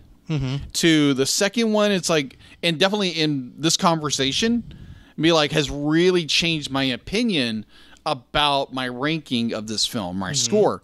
So I would oh my gosh, I don't know. I'm so torn. Oh gosh, I don't know. Because originally I had it really high. Like really high because I really enjoyed it, but I didn't think of everything in this film. Now, granted, we picked this thing to death because and it was fans. so we're fans. We love this kind of stuff, and that's what we do. And oh my gosh, I would probably get it that it still has that entertainment value, but the writing is way down there, and plus they don't use half the cast. Yeah, so. Like, it's got the adventure, it's got the fun. Be like, it's not a traditional Scooby-Doo movie. Be like, that's part of what I like, and I understand your reasoning why. I completely understand that. So I would probably put it at, and I can't believe I'm going to say this, but a 6.5. Wow, you are actually lower than I was expecting. Yeah. I was halfway between giving a 7 and a 6.5. So it's in that middle, 6.5. Because, see, I'm giving it a 7. Okay. Because, I do still have all those issues I brought up. This is still a fun and entertaining movie, and I like it for what we got. Oh, yeah. The writing could have been polished. Yeah. Granted. But I still think we got a fun and entertaining movie, and I do like this Hanna-Barbera Avengers aspect of this. Agreed. And I really do hope they continue with this, but maybe fix some things. Although at this point, one of the things I would love for them to fix the most, I almost now don't want them to fix, because then it wouldn't feel like the same Scooby-Doo. Agreed. And if you already have the Scooby-Doo, you have to continue with them in order for it to have consistency, which is unfortunate, but given time, I could learn to like the Scooby as much as I like old Scooby. Yeah. Like, now, granted, I still enjoy it. Like, you gave all the positive of this film. I still enjoy it. Just the writing issues and the character issues and just a lot of those little really hard, deep problems with this film.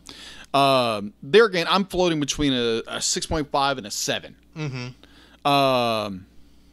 So there again, a 6.5 is not.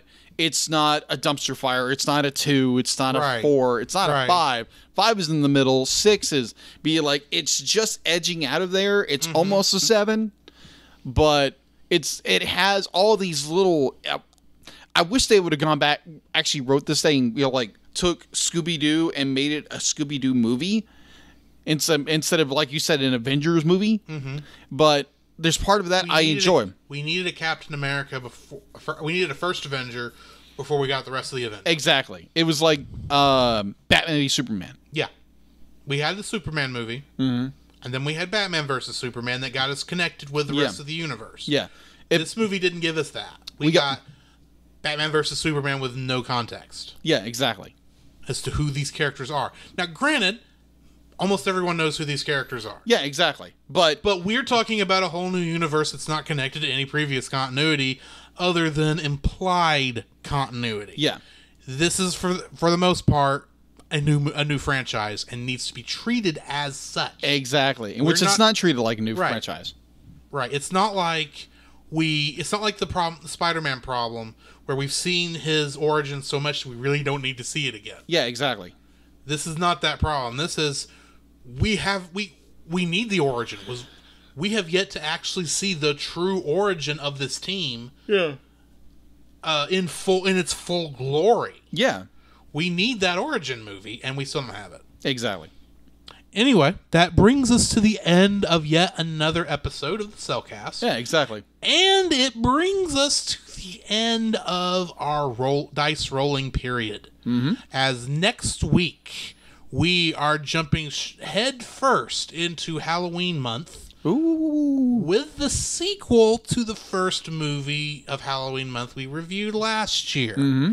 As we'll be going into Hotel Transylvania 2 next week. So join us for that. Yeah. Come, Jacob. We must prepare for next week. Prepare for what, Drew? The same thing we do every week, Jacob. Record a podcast. Oh, boy. So where can they find you, Jacob? They can find me on Facebook at Jacob B. Heron and Jacob's Daily Art Corner, my personal art Facebook page. On Twitter at Jacob B. Heron. On Instagram at Jacob B. Heron. And on Letterboxd at Jacob Heron. Where can they find you, Drew? You can find me on Facebook at Drew Dodgen. You can also find my Facebook page at Drew's Photo Bin, where I upload my photography. You can also follow me on Letterboxd at GGeorge759 and Twitter at GGeorge759. Where can they find us, Jacob? You can also visit our website, thecellcast.podbean.com, where you will find every episode we released and links to listen to it on Apple Podcasts, Google Play, and Stitcher. Our RSS feed, if we aren't in your favorite podcast app directory, please share, review, and subscribe to us there and share us with your friends. You will also find a link to our Facebook group, the Double Feature Podcast Community, where we talk about both animated and live-action movies. We share this with our other podcasts, which we do with Jacob's brother Jim, at the Movie of the Week podcast, where we talk about live-action movies. You can also email us at thecellcastpodcast@gmail.com. Also, please like our page on Facebook. We try to post about upcoming movies. If you comment on that movie's post before we record, we'll read your comments in the episode. And remember, every time we say the Cellcast, that is with a single L.